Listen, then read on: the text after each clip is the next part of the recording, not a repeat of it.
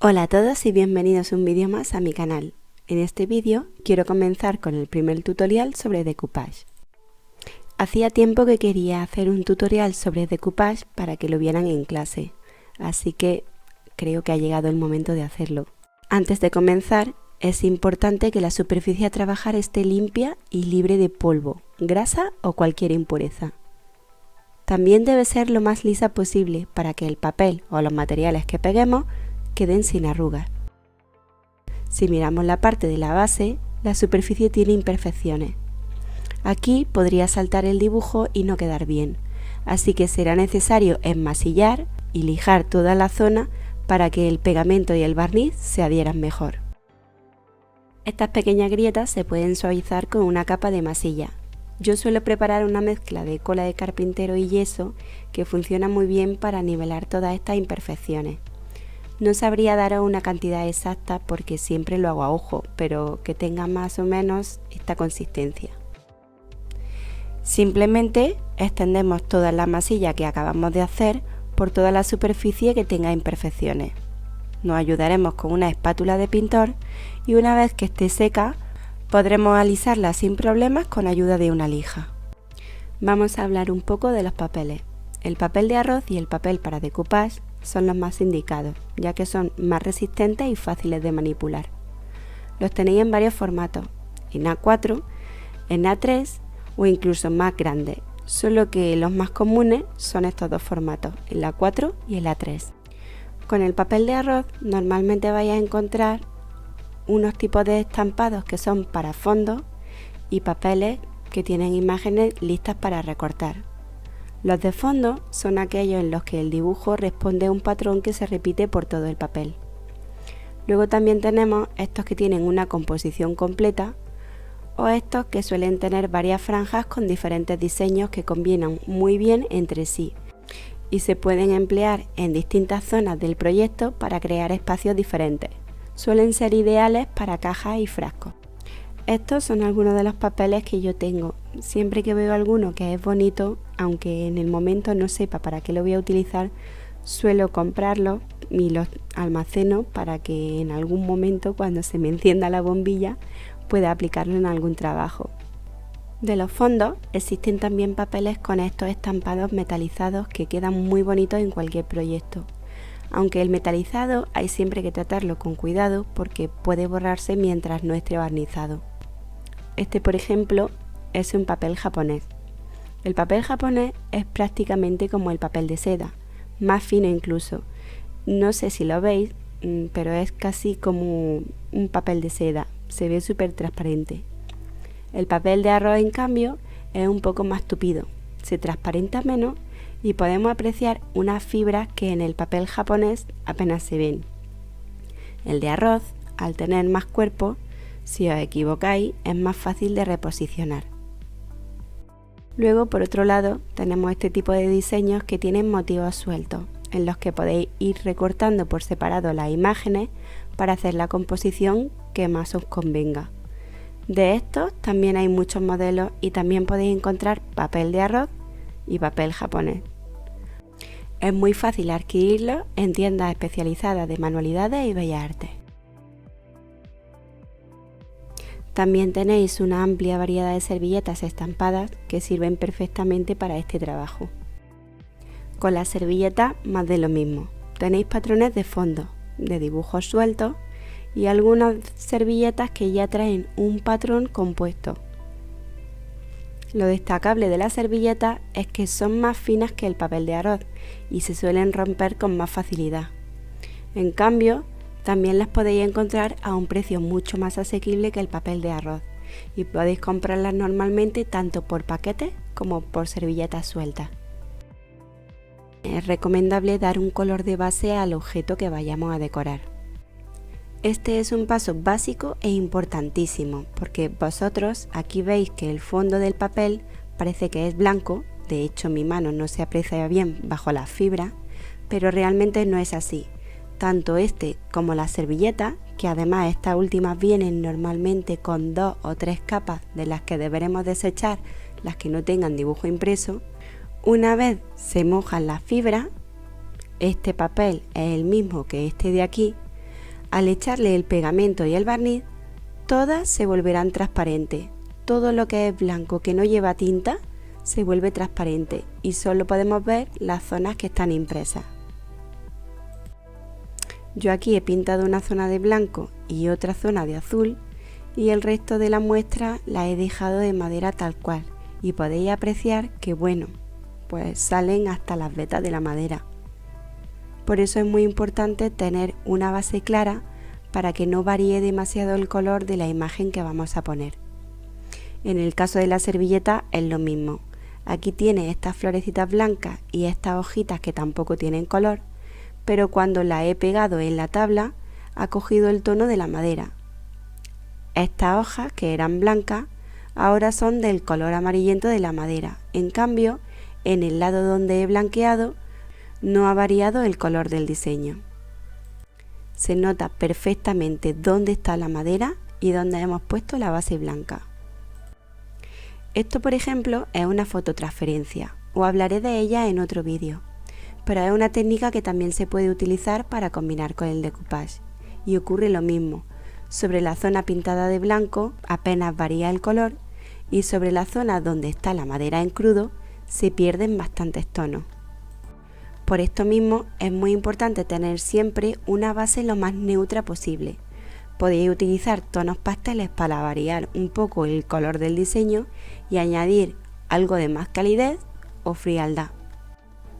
Procurar siempre utilizar materiales de calidad porque, sobre todo en el caso de las servilletas, si la tinta es mala, puede correrse cuando las mojemos. Recomiendo además los productos al agua, ya que son más inocuos y interfieren menos con la tinta de los papeles. Voy a pegar un trozo de esta servilleta y le echaré barniz para que veáis lo que ocurre si la tinta no es de buena calidad. No se aprecia mucho en la cámara, así que os muestro una foto con algo más de claridad para que la podáis ver mejor.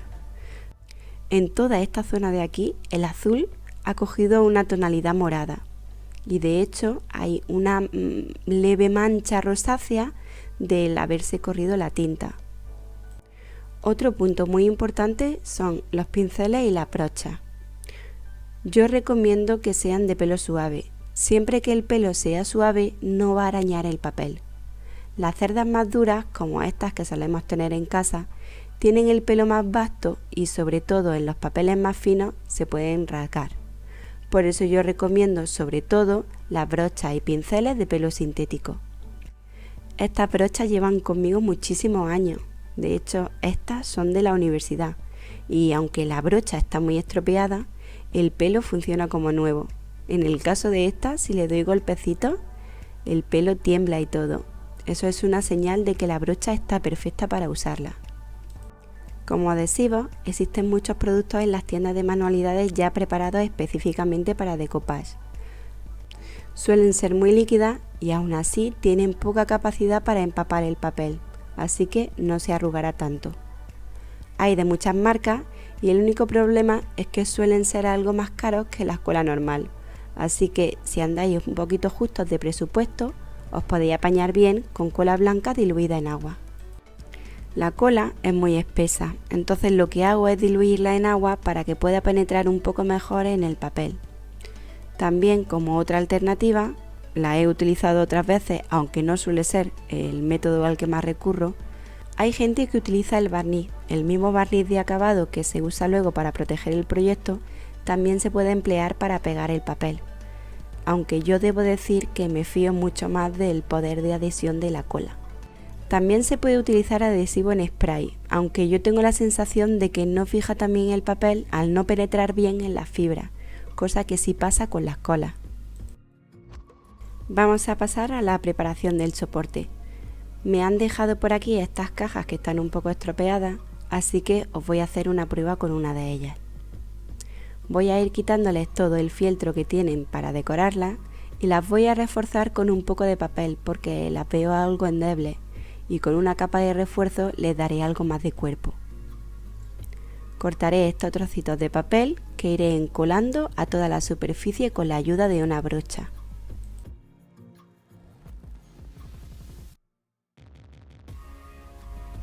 Ya la he forrado entera, y le he dado además una capa de la masilla que os he comentado anteriormente para dejar la superficie más suave. Una vez seca la masilla, le doy una capa de imprimación selladora para tapar todo el poro del papel que me queda. Yo he elegido estas servilletas. Esta de aquí es un retal que tenía de otro proyecto y como es algo más clarita la voy a poner en la parte de arriba, en la tapadera. Y esta la voy a poner en la parte baja de la caja. Creo que combinan muy bien porque esta tiene huecos claros y le da un poco más de aire y esta otra tiene un patrón mucho más tupido, como que da más peso visual y puede ir bien en la parte de abajo. Voy a darle un tono marrón chocolate a todo el interior, tanto de la tapa como de la caja. Y en la superficie exterior he elegido un tono beige claro para la parte baja y este blanco frío para la parte de la tapa. Esta pintura es una híbrida multisuperficie muy buena que resiste casi todo. Yo la he dejado en vasos con la pintura seca una semana llenos de agua y ha resistido bien.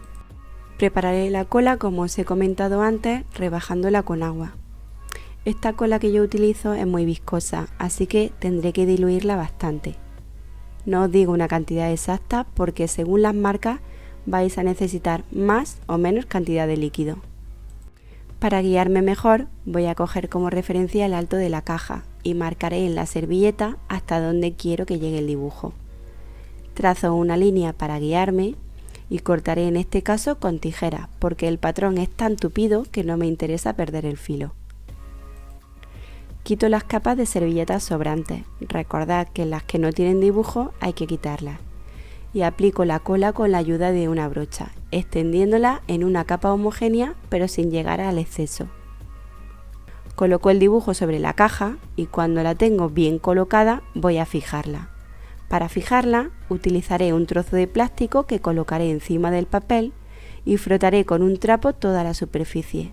De esta manera podemos ejercer presión sobre el papel de la servilleta para pegarlo bien sin frotar directamente sobre él, evitando que se rompa. En la parte superior hago lo mismo, pero como el dibujo tiene algunos huecos blancos, se presta más a la libre composición. Esto me va a venir perfecto para ir seleccionando partes de la imagen con las que rellenar la zona del contorno que nos ha faltado por completar. A partir de este punto ya es ir haciendo un poco como si fuera un collage, rellenando el espacio como más nos guste. Para pegar hay varios métodos. Los dos más básicos son el que suelo utilizar yo, que ya habéis visto, y el otro método también es muy sencillo y consiste simplemente con la cola rebajada en agua, pincelar la superficie por la parte de arriba con el pincel sin mojar en exceso y ejerciendo una ligera presión. Como el agua atraviesa la fibra de la servilleta, hace penetrar la cola a través de ella, fijando el papel a la superficie. En este caso no se debe utilizar el plástico para minimizar las arrugas, ya que con toda probabilidad se quedará pegado a la servilleta y cuando tiremos de él nos vamos a llevar un trozo rompiendo el papel y echando a perder el trabajo. Existen otros métodos para pegar las servilletas, pero como este vídeo va de lo básico, lo explicaré en otra parte para no alargar más este. Tengo por aquí esta prueba que he hecho con otra servilleta. A esta parte de aquí le he quitado las capas de atrás, pero a esta no. ¿Qué diferencia hay? Pues que esta ha quedado tal cual. Le he dado su capa de pegamento, he colocado la servilleta encima y he alisado con el plástico, pero en este lado, aunque he hecho lo mismo, al tener tantas capas de papel, solo las de abajo se han fijado, quedando al aire la que lleva el dibujo, que es la que realmente nos interesa. En este caso, he vuelto a aplicar cola sobre la servilleta para pegarla bien y que veáis las arrugas que hace. Como tiene tantas capas de papel, se crea mucho relieve. Por ello, es muy importante que cuando iniciáis en el decoupage, siempre retiréis las capas que sobran antes de colocar la servilleta. Una vez el papel está seco, podemos lijar los cantos con una lija fina o con una lima de uña. Así retiraremos el papel sobrante y dejaremos el borde limpio. He perdido el clip de vídeo en el que barnizaba el papel, pero os lo explico. El papel siempre hay que protegerlo, tanto si terminamos el trabajo en este punto como si vamos a seguir completando el acabado. Es importantísimo barnizar el papel para protegerlo. Yo recomiendo dar al menos 2 o 3 capas de barniz al agua, insistiendo a conciencia en los bordes de la servilleta, para evitar que se vayan levantando con el tiempo. Y hasta aquí los pasos básicos para hacer decoupage en casa. Podéis dejarme un comentario con vuestras dudas y opiniones, y si os ha gustado y no queréis perderos la segunda parte, suscribiros y activad la campanita. De este modo os llegará un aviso cuando suba nuevo vídeo. Un abrazo muy fuerte y hasta el próximo vídeo.